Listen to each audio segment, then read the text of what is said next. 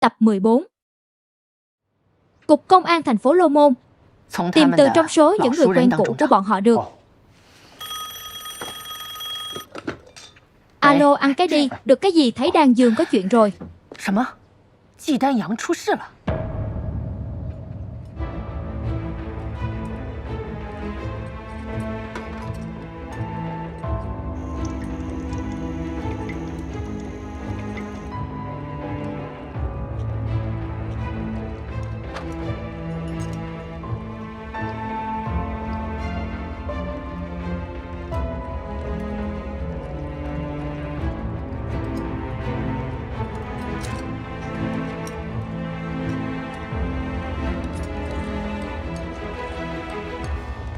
Tinh Kiệt, cậu không nên để chuyên gia kế rời khỏi tầm mắt của cậu chứ. Tôi không nên xuống dưới vách núi. Đội trưởng, có chuyện gì vậy? Chuyên gia kế bị rơi xuống chết núi. Bạch Quỷ đã cứu cậu ấy về, bây giờ đang cấp cứu. Hồng Mai, tôi xin lỗi, tôi bây giờ rất hối hận. Đáng lẽ tôi không nên để cậu đi. Sao có thể phạm một lỗi lớn như vậy được rồi.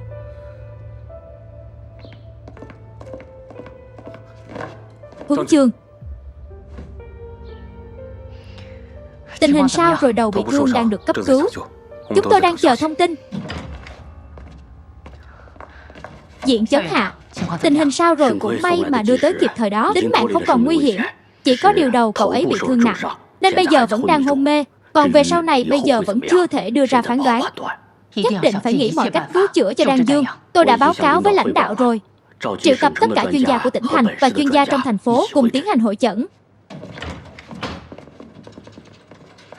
Đan Dương, chuyên gia kế đừng động vào anh ấy. Mới phẫu thuật xong đó. Đan Dương,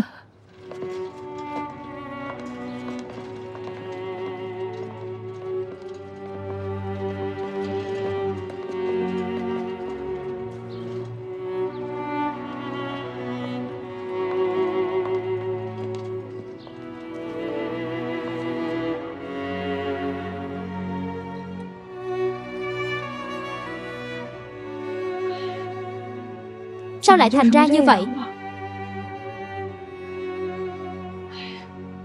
Bạch Quỷ đừng lo lắng, anh ấy nhất định sẽ khỏe lại thôi.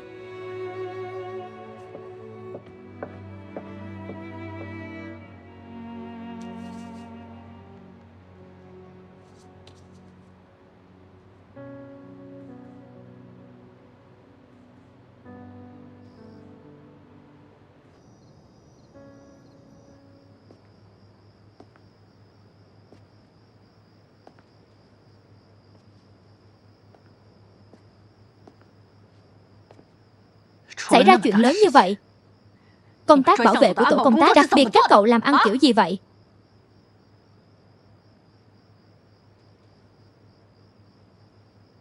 Tinh Kiệt bị kỷ luật tạm đình chỉ công tác để điều tra. Dạ. Bạn Hồng Mai, tạm thời dừng công tác tại tổ công tác đặc biệt để tiến hành điều tra rõ. Các người cùng đứng đó làm gì, lập tức chấp hành đi.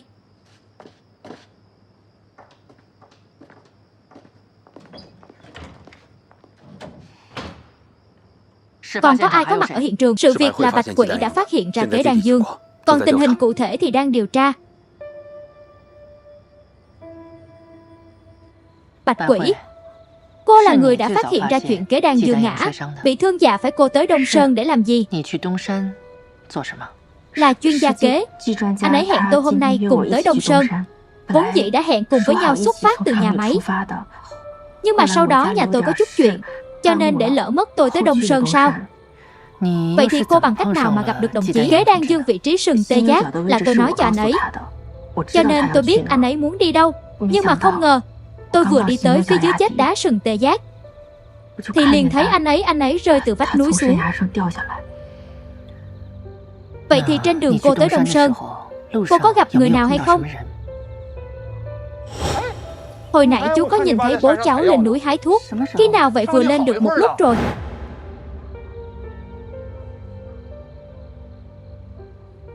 Không gặp ai hết. Vậy thông tin hai người đi Đông Sơn có ai biết nữa không? Khi đó tôi ở khu vực y tá nhận điện thoại của chuyên gia kế hẹn tôi đi Đông Sơn. Lúc đó bên cạnh tôi có Lạc Sang, Trương Linh và Đỗ Phương. Ngoài ra thì không còn ai khác. Vậy bọn họ có biết thông tin này không? Tôi nghĩ là bọn họ có thể là biết đó.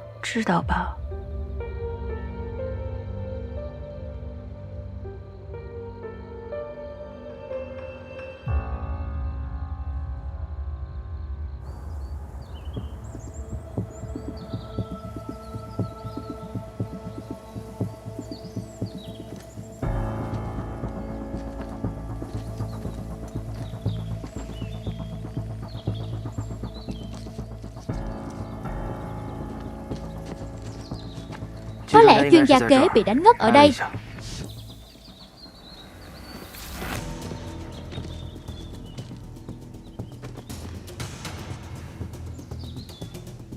Chuyên gia kế bị đánh một đòn mạnh như vậy, phải ngã ngay mới đúng.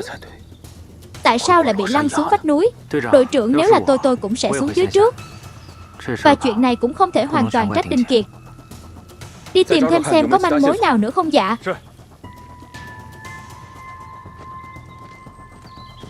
Coi chừng đó. Cảm ơn.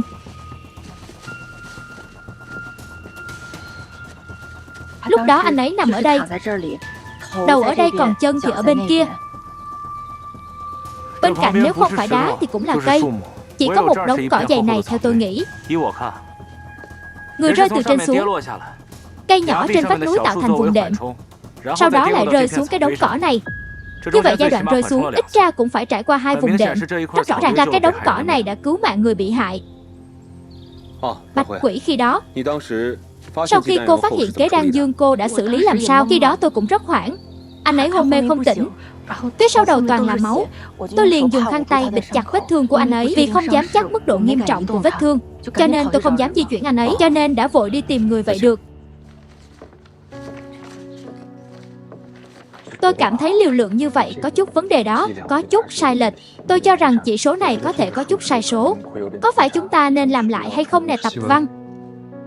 Đây là protein mà Đan Dương đã lấy được trước khi gặp chuyện.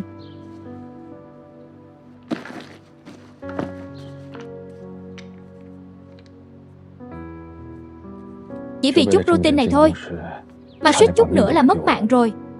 Đan Dương đúng là quá bốc đồng rồi. Anh ấy cũng vì công trình giọt nước thôi. Nè bội chương, cái này có đủ dùng không? Nếu như để làm thí nghiệm thì đủ. Vậy thì cái này để tôi bảo quản giùm cho anh ấy.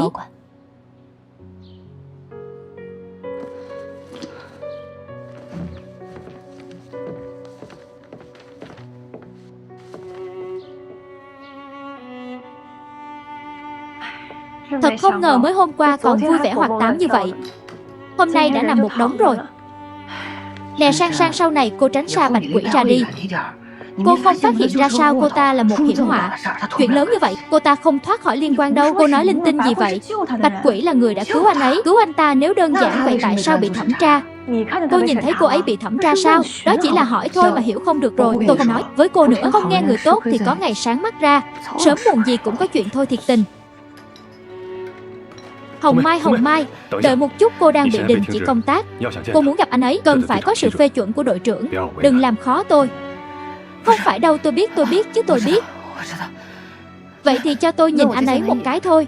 Tôi chỉ đứng ngay đây thôi mà tôi không bước vào, có được không?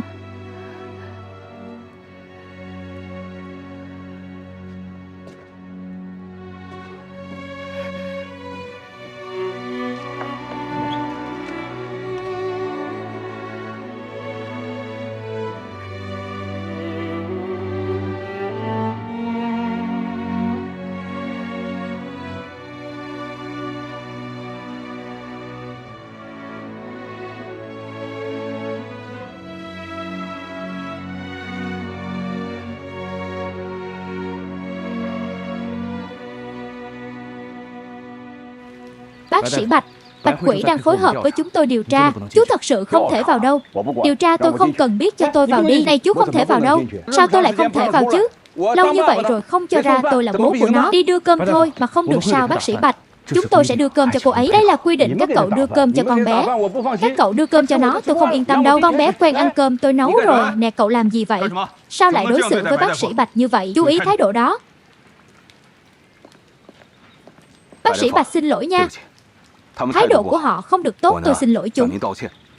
Đội trưởng Trần, tiểu quỷ nhà chúng tôi rốt cuộc đã phạm phải lỗi gì mà các anh điều tra? Như vậy tôi muốn biết khi nào nó được thả ra. Bây giờ Bạch Quỷ đang tiếp nhận điều tra và bọn tôi nắm bắt rõ được tình hình thì sẽ đích thân đưa cô ấy về. Chú đừng lo, không cần đâu. Tôi sẽ ở đây đợi nó. Các cậu điều tra nhanh lên. Dạ được. Vậy thì chú chờ một chút, tôi vào trong xem sao.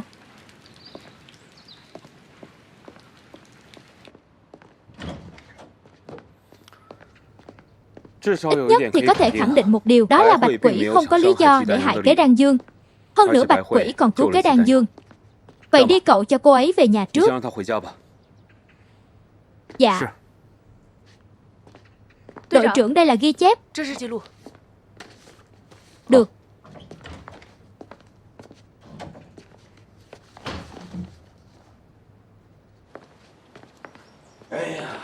Cả ngày bị tra khảo như vậy mệt lắm phải không? Con nghỉ ngơi đi để bố đi nấu cơm. Bố.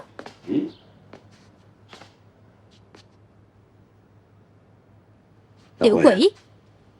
Sao vậy? Có phải là bố cũng lên Đông Sơn không? Đông Sơn, con bị tra khảo cả ngày ở cục công an, vẫn chưa kết thúc sao? Không phải bố đã nói với con là bố đi khám bệnh sao? Sao bố lại lừa con? Bố kêu con tới nhà bác phó đưa thuốc. Thực ra không muốn để con lên Đông Sơn. Sau đó bố tự mình lên núi. Con nói không sai chứ nè Tiểu Quỷ. Con nói bố lừa con. Tại sao bố phải làm như vậy? Chú Quốc đi đốn củi để nhìn thấy bố lên Đông Sơn, chính là chỗ chích sừng tê giác chính miệng chú ấy. Nói con biết phải đó. Đầu tiên bố đi khám bệnh cho người ta. Lúc đó bố thấy thời gian vẫn còn sớm, cho nên lên núi hái thuốc. Thảo dược trong nhà không đủ dùng nữa rồi. Bố không hái thì làm sao đây? Vậy sao? Sao bố không nói cho con biết sớm?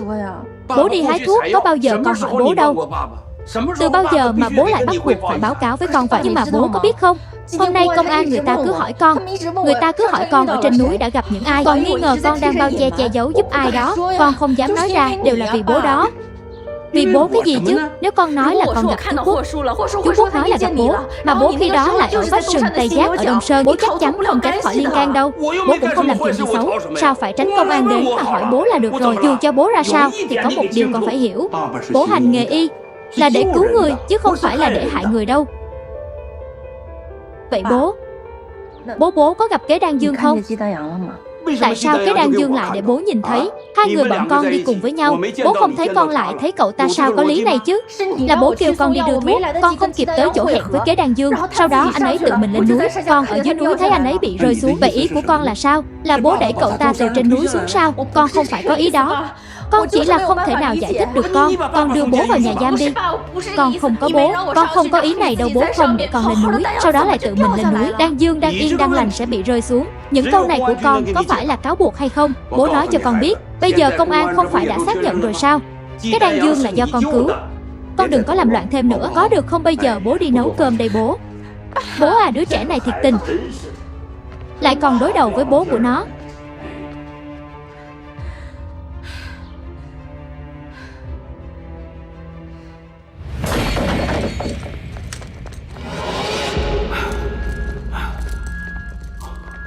Bố.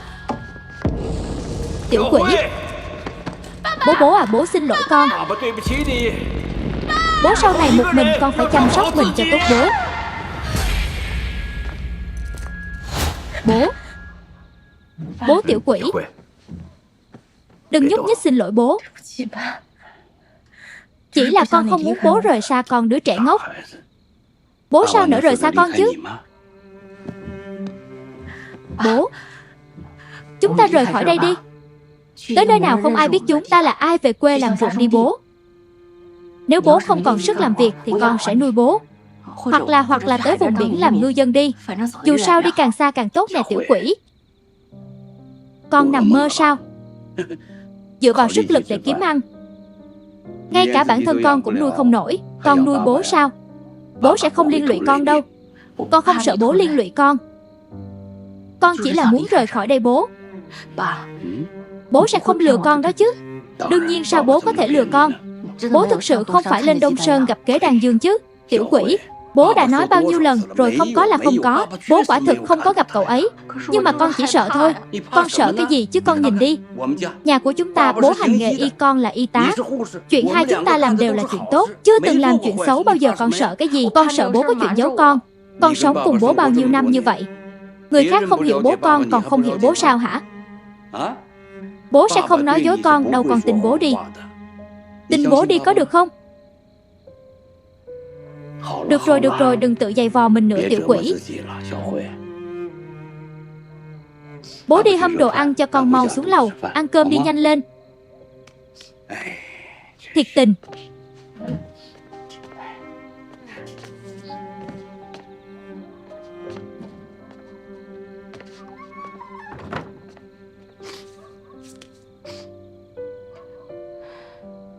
Năm 1940.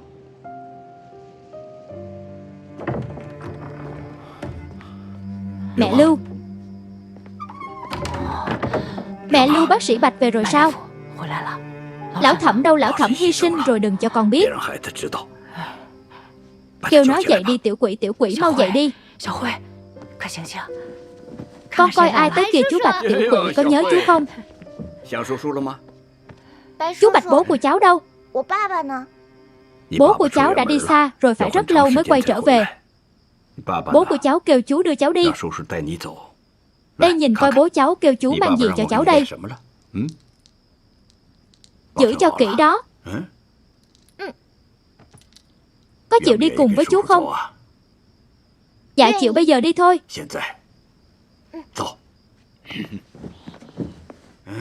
Lại cao lên rồi. Mẹ Lưu, vậy chúng tôi đi đây, tạm biệt, đi thong thả nha.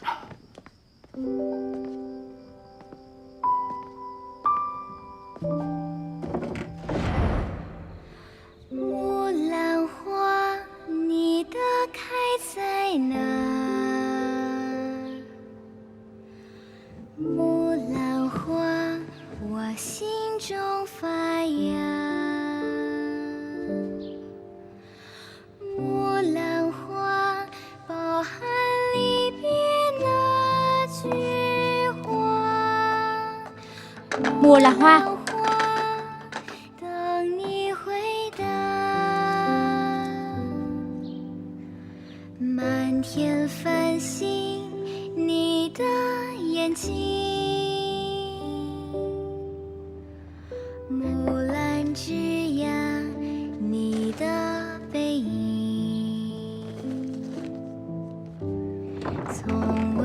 Tiểu quỷ dậy rồi sao? Nào ăn cơm đi. Qua đây ăn cơm. Ăn nhiều một chút nha. Thấy sao, bố mua cho con cái này, con thích không dạ? Thích cũng được phải không? Đây, ăn nhiều vào.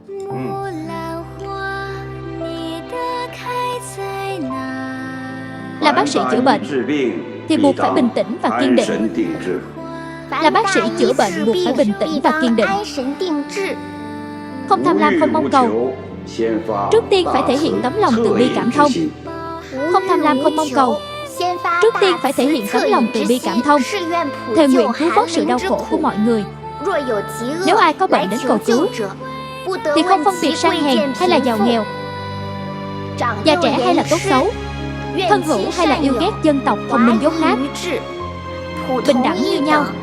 Tất cả đều suy nghĩ thân thiết như nhau, cũng không được nhìn trước ngó sau, tự suy nghĩ điều xấu điều tốt, trân trọng bảo vệ tính mạng.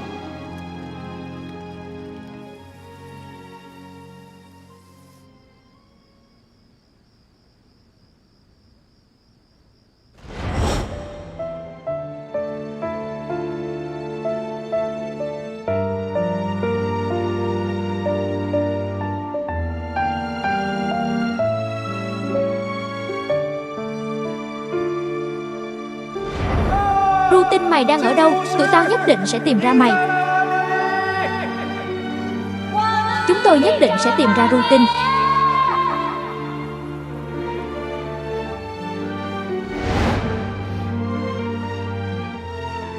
Đàn Dương.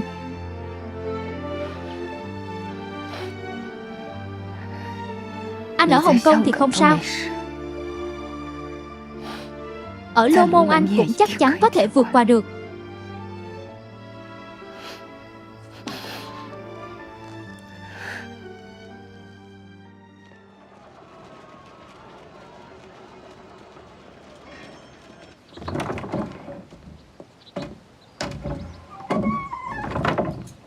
Bố con đi làm đây đại tiểu quỷ.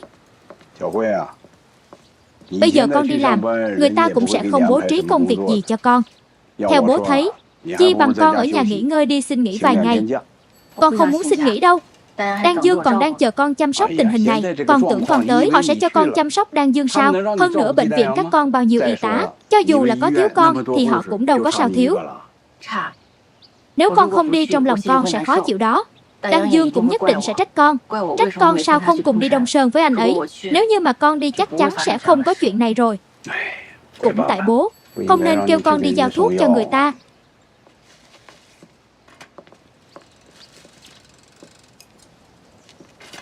Bố, Đan Dương còn đang hôn mê. Bố có thể chữa khỏi cho anh ấy không cái con bé này. Đừng để bố vào hố lửa nữa có được không? Chuyện này có lẽ không đơn giản như con nghĩ đâu. Nhưng đặc vụ kia bố có thể cứu, tại sao Đan Dương lại không? Chuyện này nó không hề giống nhau. Đều là cứu người, mà là con chữa bệnh hay là bố chữa bệnh đây? Bố chữa cho đặc vụ thế nào cũng được, chữa sống là được. Sau này có dạy được không bố cũng mặc kệ hắn. Còn chuyên gia kế kia thì làm sao? Chuyên gia kế là người chúng ta có thể tùy tiện chữa. Sao chữa tốt mọi người đều vui vẻ, chữa không tốt con nghĩ tới hậu quả chưa vậy? Còn có thể kém hơn bây giờ không? Được rồi con à, người ta sẽ tìm bác sĩ có tiếng tăm toàn quốc để chữa cho cậu ấy. Không tới lượt mình phải lo đâu. Được không? Con bé này.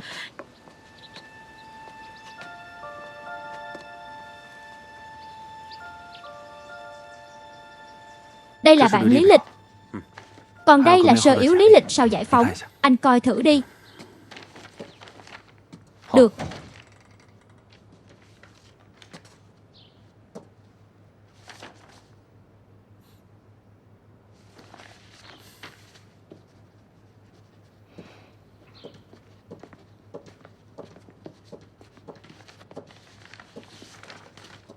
Đội trưởng.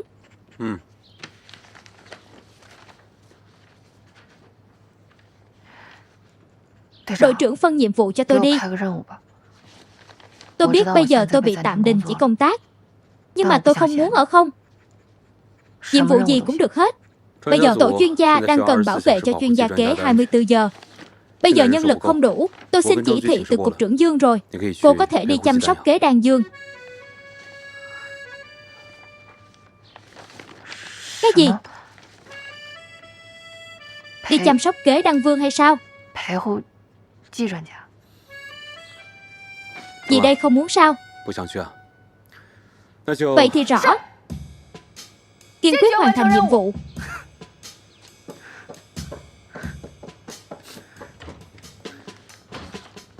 Bạch Quỷ, ý của lãnh đạo nhà máy là muốn để cho em tạm thời nghỉ ngơi một chút. Em không muốn nghỉ ngơi đâu. Em muốn làm việc. Đan Vân vẫn cần em chăm sóc. Chị biết em rất ưu tú và cũng rất nỗ lực. Lần này cũng nhờ có em mới cứu được chuyên gia kế. Chị Cát Dân, em không làm gì sai hết. Em cũng đã hết sức phối hợp để điều tra rồi mà. Chị để em quay lại chăm sóc Đan Dương đi. Chị hiểu cảm xúc của em. Tối qua em ngủ không ngon phải không? Chị thấy mắt của em đỏ lên hết rồi. Bạch Quỷ, thực ra chị cũng đã cố gắng trao đổi với lãnh đạo. Chị cũng đã nói thay cho em. Nhưng lãnh đạo nói nếu em không muốn nghỉ ngơi, muốn tiếp tục công việc thì thời gian tới em chỉ có thể làm việc ở tầng 1 thôi. Và không được phép lên tầng 2 chỗ chuyên gia kế. Tại sao? Thì lãnh đạo mà chắc chắn phải thận trọng một chút. Em hãy hiểu cho. Em không hiểu đâu chị Cát Dân. Những điều em cần nói em đã nói hết rồi. Những chuyện cần làm cũng làm rồi. Không lẽ họ nghi ngờ em muốn hại Đan Dương? Không có, hoàn toàn không có ý đó. Vậy đi thời gian tới chỗ chuyên gia kế kia, chị sẽ để Trương Linh và Sang Sang chăm sóc nhiều hơn một chút. Em đừng nghĩ nhiều nữa. Em nói coi sao em toàn nghĩ tới mấy chuyện này vậy? Viện trưởng Hạ, cục trưởng Dương kỹ sư sở. Viện trưởng Hạ vừa rồi họp với chuyên gia. Các chuyên gia cũng vừa mới đi. Vậy thì có phương án điều trị chưa? Có 2 phương án điều trị, nhưng mà đều rủi ro. Vết thương ở đầu chuyên gia kế đã chèn lên trung khu thần kinh. Cho dù có tỉnh lại thì rất có thể sẽ bị tàn phế. Rất khó phán đoán sau này như thế nào. Đó là chuyện không thể đoán trước nghiêm trọng vậy sao? Nếu như các chuyên gia tỉnh thành cũng không có cách gì thì mời từ Bắc Kinh Thượng Hải. nhất định phải bằng mọi cách cứu bằng được Đan Dương. Tôi cũng trao đổi với chuyên gia ở Bắc Kinh rồi. Vấn đề là đường đi từ Lô Môn tới Bắc Kinh phải mất tới 7 ngày. Đối với chuyên gia kế trong 7 ngày này, có quá nhiều sự không chắc chắn. Không chắc chắn. Điều này tức là sao? Lại sẽ xấu đi một khi bệnh tình chuyển biến. Vậy thì rủi ro rất lớn.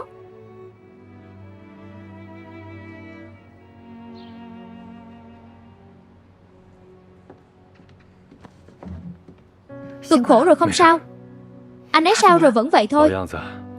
Thực sự khiến người ta lo lắng. Cô cũng đừng buồn quá. Tôi thấy viện trưởng Hạ và những người khác đều đang nghĩ cách. Được. Anh về đi ở đây. Giao cho tôi được, cô cực khổ rồi.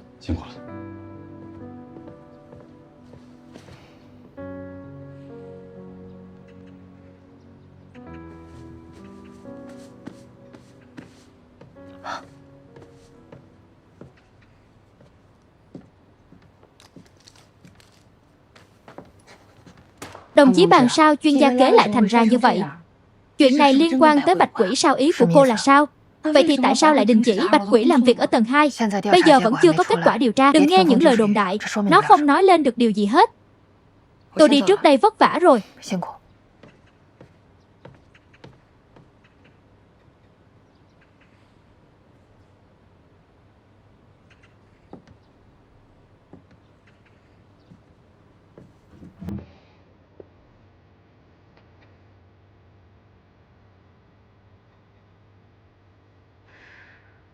Rốt cuộc hôm đó xảy ra chuyện gì?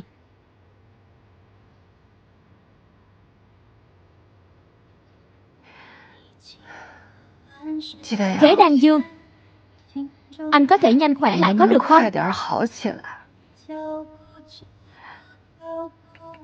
Rốt cuộc khi nào anh mới có thể tỉnh lại đây?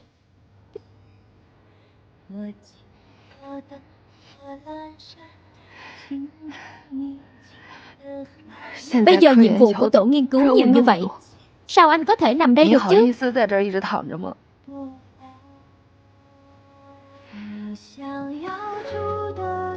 Được rồi, tôi đều đồng ý với anh. Chỉ cần anh tỉnh lại, tôi đều nghe theo lời của anh hết. Tôi sẽ không so đo tính toán với anh, còn chưa được sao? Anh có nghe thấy không vậy?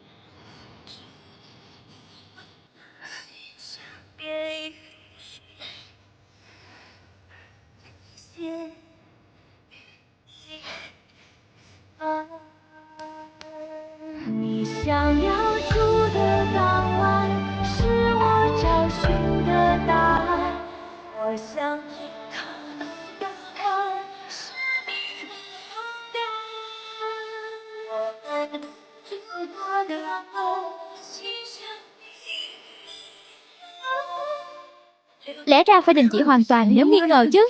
Sao vẫn để tới làm việc rồi? Hay là không có vấn đề gì? Không có gì sẽ bị cấm lên tầng 2.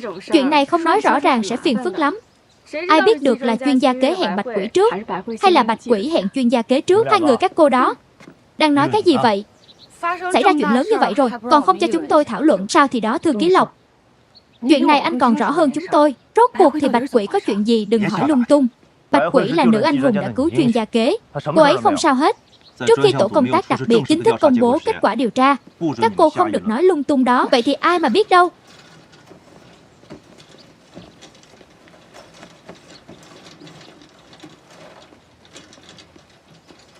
Tự tìm phiền phức. Tôi vừa mới nói gì? Nghe tay này lọt tay kia, sao mau đi đi.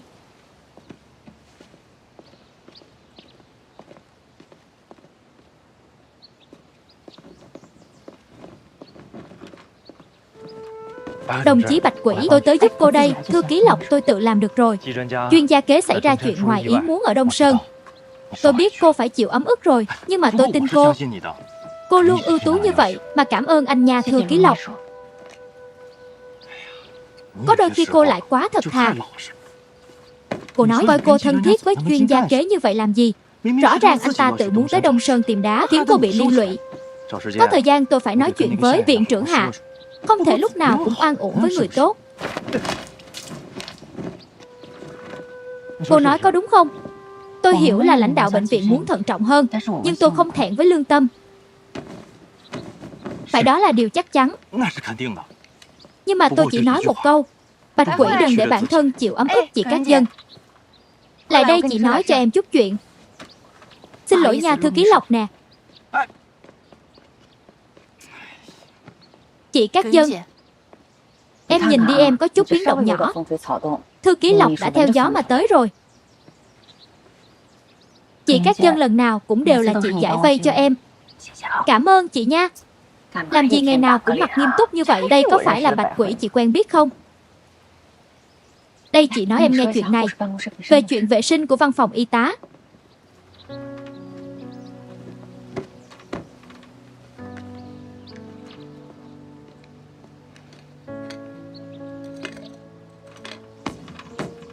Bạch Quỷ, chị Hồng Mai,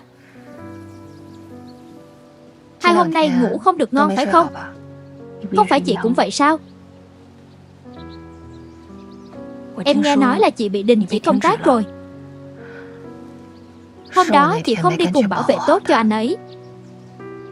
Tổ chức có bất cứ hình phạt nào chị cũng đều chấp nhận. Cục trưởng Chương không phải là cô giáo của chị sao? Khi nào cục trưởng nguôi giận thì có thể phục chức rồi.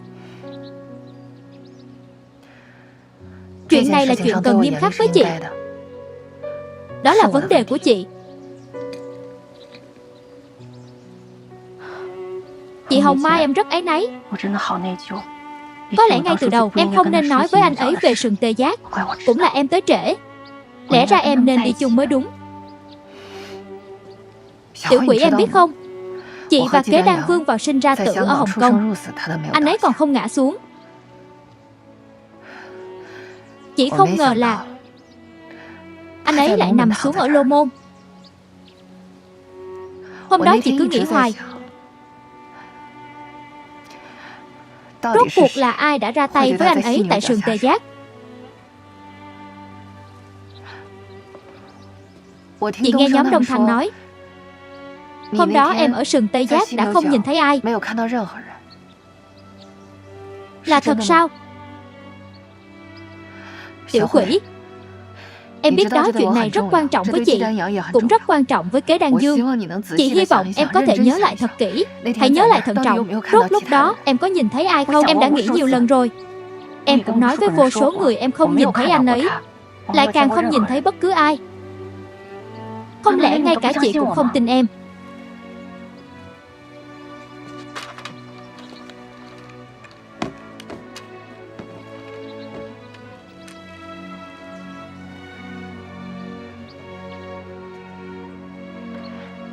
Bạch Quỷ, em thấy tình trạng của Kế Đan Vương bây giờ, người có thể cứu được anh ấy lúc này có lẽ chỉ có bố em thôi. Em đi cầu xin ông ấy có được không? Đi cầu xin bố em cứu Kế Đan Vương đi có được không? Em đã hỏi ông ấy rồi. Ông ấy nói ông ấy không biết.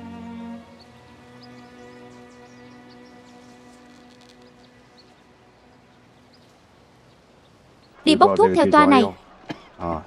Uống thuốc đúng giờ nha. 5 ngày sau tới chỗ của tôi tái khám được. Vậy uống cẩn thận đó, bệnh ho của bà đúng là rất nặng.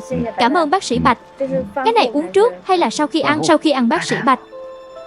Xin chú nhất định chữa khỏi cho Kế Đan Dương. Chú là hy vọng duy nhất của anh ấy.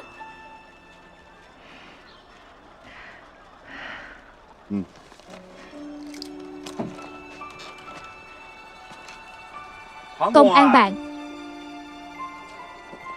Công an bạn. Tớ có việc sao cháu, đâu có bệnh tới đây làm gì? Bác sĩ Bạch, thực sự là cháu tới xin cứu chữa bệnh. Chữa bệnh cháu có bệnh gì chứ? Đừng nói là mắc tâm bệnh giống Tiểu Quỷ nhà tôi nha. Như vậy thì mệt lắm đó. Cháu tin trước kia chú chữa khỏi cho Trương A Thủy, nhất định sẽ chữa khỏi cho Kế Đan Vương. Trương A Thủy là đặc vụ, tôi chữa bệnh cho cậu ta là cố gắng cứu vãn, có thể khiến cho cậu ta mở miệng trả lời các câu hỏi là được rồi. Còn chuyên gia Kế giống cậu ta sao? Chuyên gia Kế là chuyên gia, không có đơn giản là chữa bệnh cho cậu ta tỉnh lại được đâu. Lỡ như tôi không chữa được thì làm sao? Bây giờ Tiểu Quỷ con gái của tôi vẫn còn đang không rõ sự tình, tôi lại nhúng tay vào nữa thì Được rồi, cho nên công an bàn mấy người đó vẫn nên đưa chuyên gia kế tới bệnh viện tỉnh đi. Như vậy sẽ tốt hơn. Bác sĩ Bạch, chuyên gia của tỉnh đã khám qua rồi, cơ bản là không có cách nào tốt hơn. Vậy thì đi tới bệnh viện lớn hơn, đưa tới những thành phố lớn như là Bắc Kinh hay là Thượng Hải đó, hoặc là Vũ Hán cũng được. Tóm lại là đừng để chậm trễ. Bây giờ để đừng chậm trễ thì chỉ còn cách để chú ra tay. Cháu thấy chú chữa khỏi cho cổ họng của anh ấy, chữa khỏi cho Trương A Thủy bị thương nặng. Cháu tin vào năng lực của chú. Không phải bác sĩ nào cũng chữa bách bệnh được đâu. Có rất nhiều bệnh khó chữa và phức tạp. Nhưng dù sao đây cũng là một tia hy vọng dành cho anh ấy. Công an bạn trước đây vì chuyện của Trương A Thủy mà tôi đã bị nghi ngờ rồi. Bây giờ không phải tiểu quỷ cũng đang như vậy sao? Với tình hình hiện tại mà cháu kêu tôi đi chữa trị cho chuyên gia, thực sự áp lực này thì tôi không gánh nổi đâu bác sĩ Bạch. Trước đây chú từng nói người chữa bệnh có lòng từ bi. Cháu tin chú nhất định sẽ không thấy kế đan dương chết mà không cứu. Tôi không phải là thấy chết không cứu, mà vì tôi là bác sĩ, bị người ta nghi ngờ. Còn có người tin tôi sao? Cháu tin. Cháu và Bạch Quỷ đều tin là chú nhất định sẽ chữa khỏi được cho anh ấy. Chuyện này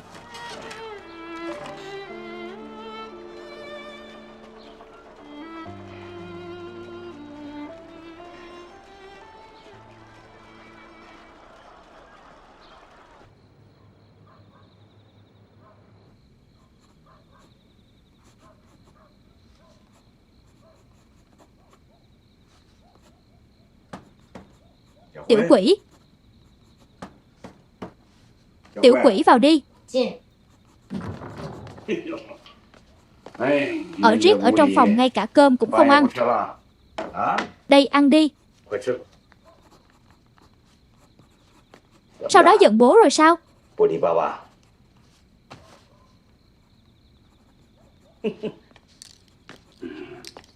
Bận cái gì vậy?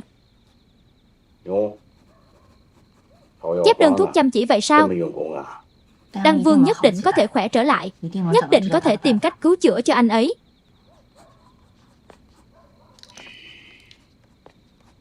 Nè tiểu quỷ,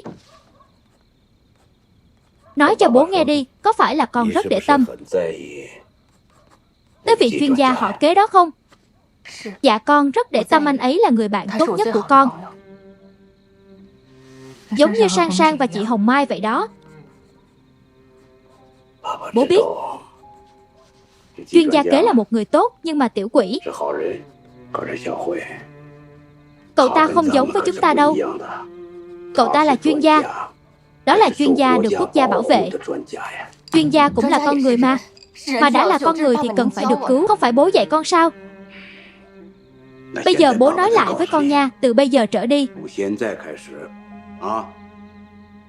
con đừng có đứng gần người đó. Tại sao? Bởi vì muốn tốt cho con thôi, con không chịu đâu.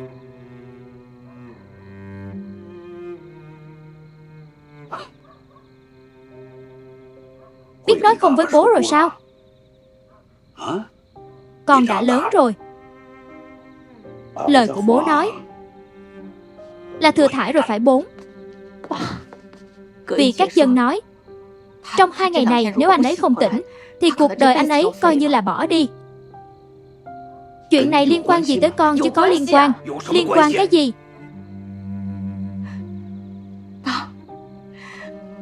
Con không muốn con không chỉ là hy vọng anh ấy tỉnh lại, mà còn có thể sống như là anh ấy trước đây, nghiên cứu khoa học.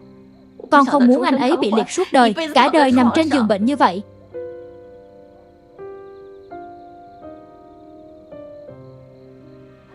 Bố, con cầu xin bố hãy cứu anh ấy đi.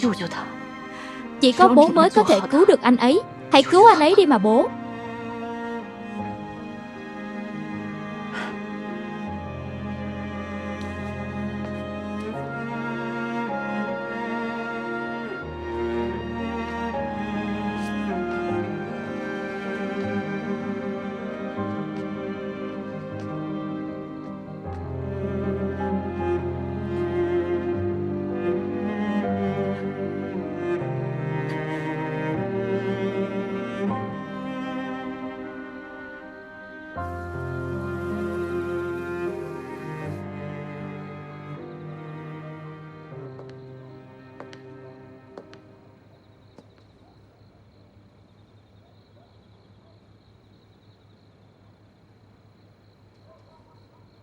Hại người lợi mình người vật như nhau. Người xưa nói rằng giết mạng để sống là điều xa vời. Cho nên nay ta không dùng mạng sống để làm thuốc chữa.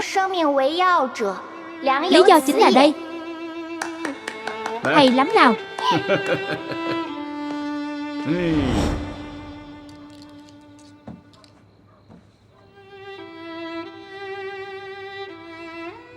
Chẳng trách người ta nói trên đời này chuyện khó làm nhất là từ chối con cái của chính mình.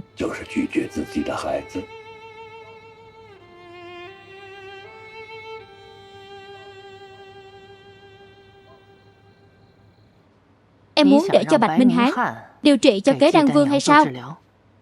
Dạ. Không phải em đang nghi ngờ Bạch Minh Hán dạ. Đúng là em nghi ngờ ông ấy. Vậy mà em còn muốn để cho ông ấy điều trị cho Kế Đan Dương.